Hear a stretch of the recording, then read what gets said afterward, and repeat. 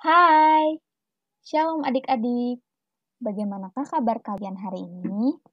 Semoga sehat selalu ya, dan tetap bersemangat untuk belajar. Kembali lagi, kita akan belajar bersama Kak Okta. Kita akan melanjutkan materi tentang kenampakan alam di Indonesia. Kenampakan alamnya yaitu sungai. Sungai terdiri dari 6 huruf, yaitu S, U, N, G, A, dan I. Dalam bahasa Inggris, sungai disebut river. Sungai adalah aliran air yang besar dan memanjang yang mengalir secara terus-menerus dari hulu hingga ke hilir atau muara. Nama-nama sungai terpanjang di Indonesia yaitu Sungai Indragiri, berada di Riau. Yang kedua, Sungai Digul, berada di Papua. Dan terakhir, Sungai Bengawan Solo, berada di Jawa Tengah.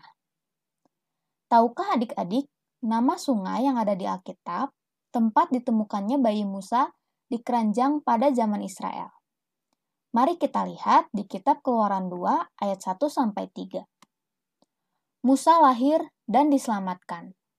Seorang laki-laki dari keluarga Lewi kawin dengan seorang perempuan Lewi. Lalu, mengandunglah ia dan melahirkan seorang anak laki-laki. Ketika dilihatnya bahwa anak itu cantik, disembunyikannya 3 bulan lamanya.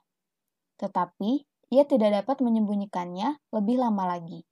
Sebab itu, diambilnya sebuah peti pandan, dipakalnya dengan gala-gala dan ter, diletakkannya bayi itu di dalamnya, dan ditaruhnya peti itu di tengah-tengah teberau di tepi sungai Nil. Jadi adik-adik, saat itu, bangsa Israel ditindas oleh bangsa Mesir.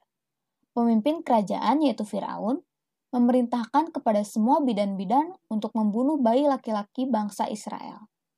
Tetapi bidan-bidan tidak menuruti perintah Firaun.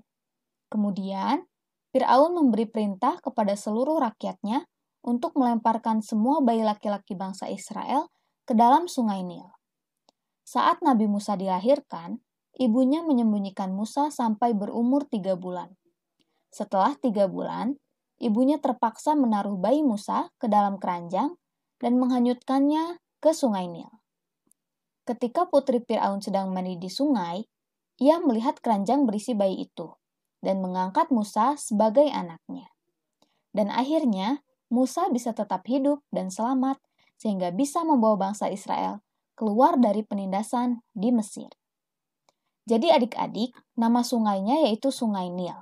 Dan Sungai Nil merupakan sungai terpanjang di dunia. Sungai memiliki banyak manfaat untuk kita, yaitu kebutuhan sehari-hari. Sungai dimanfaatkan untuk kebutuhan sehari-hari seperti mencuci, minum, mandi, dan lain-lain. Yang kedua, sumber irigasi. Sungai dimanfaatkan oleh petani untuk mengairi sawah mereka, sehingga kita bisa memakan nasi seperti sekarang ini. Ketiga, pembangkit listrik. Air sungai dimanfaatkan untuk memutar turbin pembangkit listrik. Daerah yang sudah memakai ini contohnya adalah Sungai Asahan di Sumatera Utara. Nah, adik-adik, Tuhan bisa memakai apa saja untuk dipergunakan sebagai bagian dari rencananya. Tuhan bisa memakai gunung, laut, danau, sungai, dan apapun ciptaannya. Dan kita pun Tuhan pakai menjadi bagian dari setiap rencananya. Baiklah, Kak Okta akan memberikan tugas untuk kalian. Tugas untuk kelas kecil yaitu menggambar sungai, lalu membuat perahu dari kertas origami, dan menempelkannya pada gambar sungai. Ini adalah contoh gambarnya ya adik-adik. Tugas untuk kelas besar yaitu menggambar sungai dan menghiasnya memakai kertas origami. Kemudian membuat perahu dari kertas HVS dan menempelkannya pada gambar sungai. Ini adalah contoh gambarnya ya adik-adik. Kalian boleh mengikuti contoh ini ataupun bisa berkreasi sesuai kreasi kalian. Baiklah adik-adik, selesai sudah materi kita tentang kenampakan alam di Indonesia. Minggu depan, kita akan belajar tentang kenampakan buatan yang ada di Indonesia.